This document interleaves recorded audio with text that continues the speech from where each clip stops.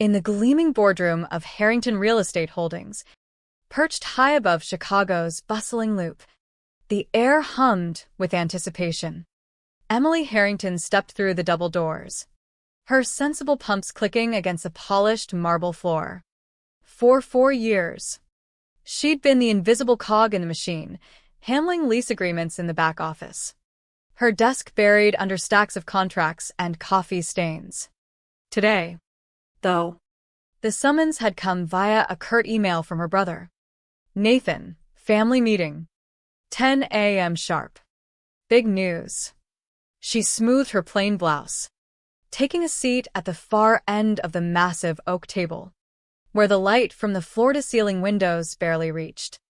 Across from her sat the power players, her father, Victor, at the head, his silver hair catching the sun like a crown, her sister, Sophia, to his right, scrolling through her tablet in a tailored Chanel suit, Nathan, fidgeting with his cufflinks, there Anna Lane, reviewing spreadsheets, and mother, Lydia, sipping espresso with practiced elegance. Flanking them were the outsiders, CFO Marcus Lee, attorney Karen Weiss, and Jonathan Hale from the rival firm eyeing a buyout. Emily, glad you could join us, Sophia said without looking up, her voice laced with that familiar edge of pity. I know you're swamped with those tenant files. Emily nodded silently, folding her hands. The room smelled of fresh coffee and old money.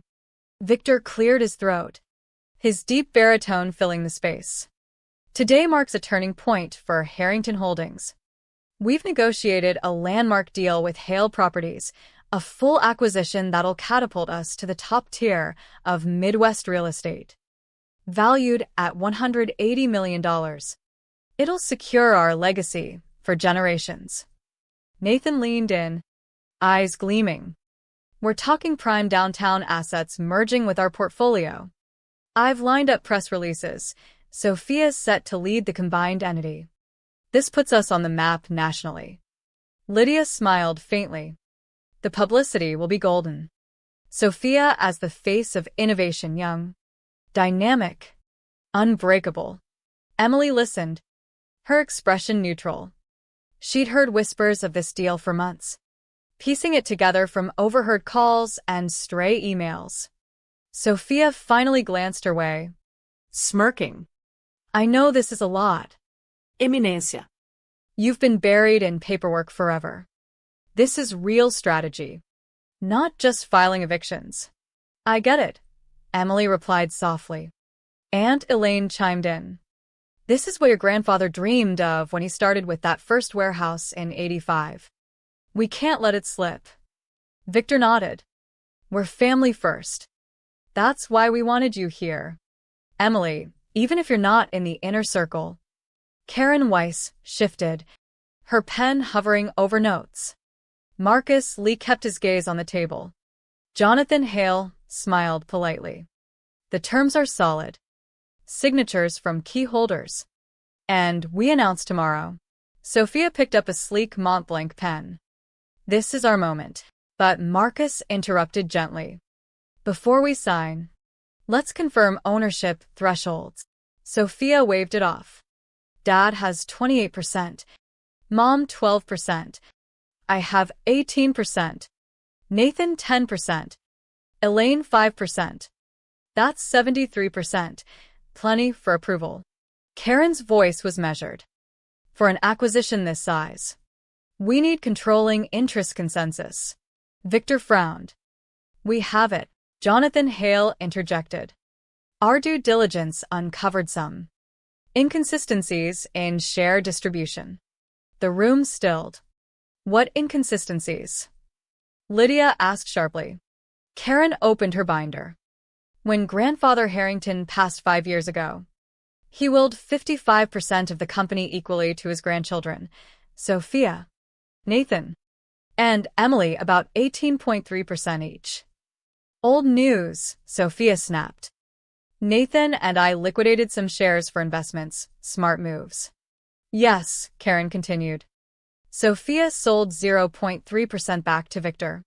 Nathan sold 8.3% split between Victor and Elaine. Emily, however. Marcus met Emily's eyes. Emily retained her full 18.3%. Sophia rolled her eyes. Still not controlling. There's more, Karen said. 3 years ago, a holding company, Lakefront Ventures, started acquiring shares quietly, small blocks. No red flags. Nathan's brow furrowed. Who owns Lakefront? Marcus slid over a printout. Emily Harrington. The words hung like smoke. Victor's face drained of color. Impossible. Sophia's tablet clattered. What? Lakefront holds 42% now, Karen explained. Combined with Emily's inheritance, that's 60.3%. She's the majority owner. Nathan shot up. Where'd you get the money? Emily spoke calmly, her voice cutting through the chaos. Grandpa left me a separate inheritance, a trust that vested at 28.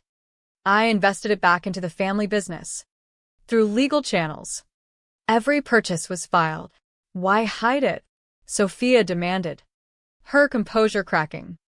I didn't hide. You just never checked the records. Assumed I was content shuffling papers. Victor slammed his fist. This changes nothing. We run this company. Jonathan Hale gathered his files. Actually, it changes everything. We negotiated with presumed leaders. If the controlling shareholder wasn't involved. He stood. We'll pause until you sort this. As he left, the door clicked shut like a gavel. Sophia whirled on Emily. You sat there for years, pretending to be nobody, while owning most of it. I was learning, Emily said.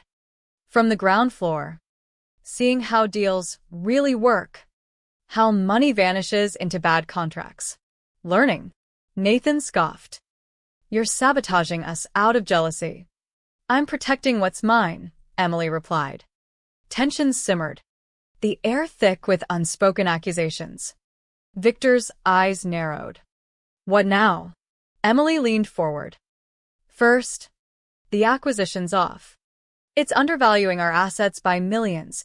The Loop high-rise alone jumped 15% last quarter. Marcus nodded subtly. I flagged that. Sophia's face twisted. You're ruining everything. But Emily's resolve held firm.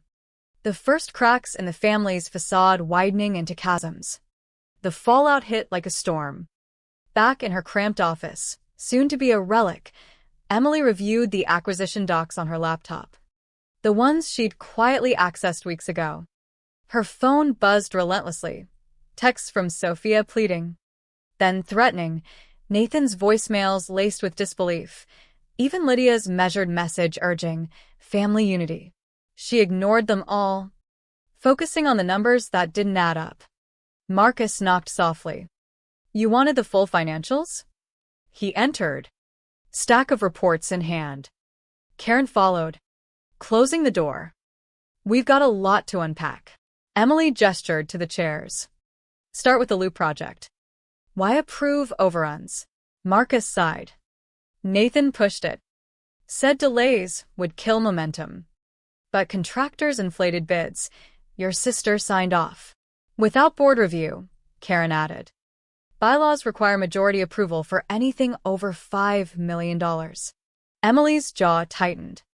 She'd processed those invoices, watching red flags wave while the execs dined on expense accounts. And the personal perks? Dad's yacht lease billed as client entertainment? Marcus shifted. Ongoing issue. I've documented it. For hours. They dissected the mess. Dubious vendor contracts. Undervalued leases favoring friends. Executive bonuses, siphoning profits. Emily absorbed it. Her mind racing. This wasn't just mismanagement. It was entitlement run amok. By late afternoon, her family converged in the lobby atrium. Victor leading the charge. Emily, we need to talk. Privately. She met them there, the glass ceiling above mirroring the fragility of their empire. Sophia's makeup was flawless, but her eyes betrayed exhaustion.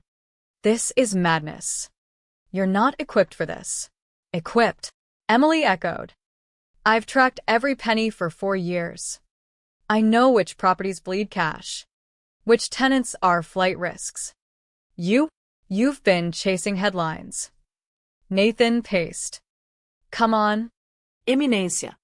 Grandpa wouldn't want this. Family tearing apart. Grandpa built this on hard work, not handouts. Emily shot back. You sold shares for your startups, your vacations. I invested in us. Lydia stepped in, voice soft but steely. What do you want? A seat at the table? Emily paused, letting the question hang. I already have the table. But yes, changes start now. She outlined her plan, an independent audit, expense freezes, performance reviews for all execs. Victor bristled. You can't dictate like this. I can, she said. 60.3% says so. As the sun dipped, casting long shadows, Sophia cracked. Fine. What about me? CEO title? Emily met her gaze. Suspended. Pending review. The gasp echoed. Nathan exploded. You're firing us? Reassigning, Emily corrected. You can stay in advisory roles if you earn it. Elaine. Silentinal. Nodded faintly. She's right. We've been sloppy. The meeting dissolved into heated whispers. But Emily stood firm, her heart pounding with a mix of vindication and sorrow. Walking out, she felt the weight of legacy shift. This wasn't revenge, it was reclamation. But as night fell over the city, doubts crept in. Could she rebuild what they'd broken? The next morning, Emily arrived early, claiming the corner office that had been Sophia's. The view was staggering, Lake Michigan shimmering under dawn light. She rearranged the desk, ditching the flashy decor for functional files. Her first call, to Jonathan Hale. The deal's dead, she said. But let's discuss partnerships on better terms. He chuckled. Bold move. We'll talk. Marcus and Karen joined her. Mapping reforms. Start with tenant retention, Emily directed. I've got lists from my old desk, complaints ignored for years. As they worked, interruptions came, Victor demanding reinstatement. Sophia via email proposing compromises. Emily responded measuredly, but unyieldingly. By noon, she addressed the staff in the main hall. Changes are coming, she announced. Voice steady. Fairness. Transparency. That's our new foundation. Whispers rippled, some faces lit with hope, others wary. Back in her office, Nathan barged in. This is personal, isn't it? We overlooked you. And now payback. Emily sighed. It's business. You overlooked the company too, risky expansions. Ignored audits. He slumped. What about family? Family survives if the business does, she replied. Afternoon brought the audit team, poring over records. Revelations poured out. Nathan's pet project. A luxury condo flip. Hemorrhaging funds. Sophia's marketing splurges yielding zilch. Emily confronted them in a tense family dinner at Victor's Gold Coast mansion that evening. Lydia had set a formal table, but the air crackled. These numbers don't lie, Emily said, sliding reports across. Victor scanned them. Face ashen. We took risks for growth. Reckless risks, she countered. Millions lost. Sophia toyed with her wine glass. So, what's your grand vision? Little sis. Emily outlined it. Streamline operations, invest in sustainable properties, empower employees. We'll grow, but smartly. Nathan scoffed. You learned this from filing leases? Yes, she said. And from listening to staff, to market shifts you ignored. As dessert arrived, Victor softened. Maybe we did undervalue you. But Sophia's eyes flashed. This isn't over. Emily left under starry skies. The drive home a blur of reflection. Power felt heavy. Isolation loomed. Yet, in her modest apartment, reviewing plans, a spark ignited, purpose. Finally unchained. Weeks blurred into a whirlwind. Emily dove into operations, touring properties from gritty warehouses to sleek offices. At a South Side building, she met tenants, a small business owner venting about leaks. Fixed by week's end, she promised, and followed through. Word spread, morale lifted, but family fractures deepened. Sophia launched a whisper campaign, painting Emily as a usurper. Nathan sulked in his demoted role, dragging feet on assignments. Victor mediated, but tension simmered. One explosive board meeting. Sophia slammed files. Your reforms are killing momentum. We need bold moves. Bold like your failed ablets. Emily retorted.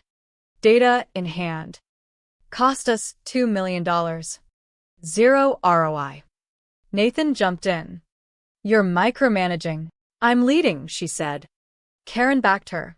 Legally sound. Post-meeting. Lydia pulled Emily aside. This is tearing us apart. Compromise. Emily hesitated. If they step up. Yes. Progress came slowly. Profits ticked up 12% from efficiency tweaks. Emily negotiated a new partnership, not acquisition, with a green tech firm, aligning with her vision. But personally, cracks showed. Sleepless nights. Second-guessing.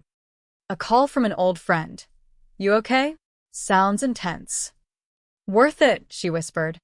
Then, a bombshell. Audit uncovered embezzlement traces. Tied to Nathan's projects. Confrontation in Victor's study. Explain, Emily demanded. Nathan crumbled. Just loans. To cover losses. Victor roared. Idiot. Sophia defended him. We all cut corners. Emily's heart ached. This stops now. Repay or face charges. Tears flowed, apologies murmured. As she drove away, rain pelting the windshield, Emily pondered forgiveness versus justice. The empire mended, but at what cost to blood? Months later, Harrington Holdings thrived under Emily's helm. Stock value soared, employees buzzed with innovation bonuses. She hosted a company gala, toasting growth. But family ties remained frayed. Sophia, in a reduced role, approached warily. Truce. Emily nodded. If we build together. Nathan repaid debts. Humbled. Victor retired gracefully, admitting, you were ready all along. Lydia bridged gaps with quiet dinners. Yet, in quiet moments, Emily reflected on the reveal, that boardroom earthquake. Had she been too harsh? Or necessary? A new deal loomed, bigger than Hale's. Testing her solo. Signing it. She felt Grandpa's spirit, underdog rising. But as confetti fell at a launch event, a journalist asked, was the takeover revenge? Emily smiled enigmatically. It was justice. Walking into the night, Chicago's lights twinkling, she wondered, in reclaiming power, had she lost the family or forged a stronger one? The question lingered, a whisper in the wind, challenging what legacy truly means.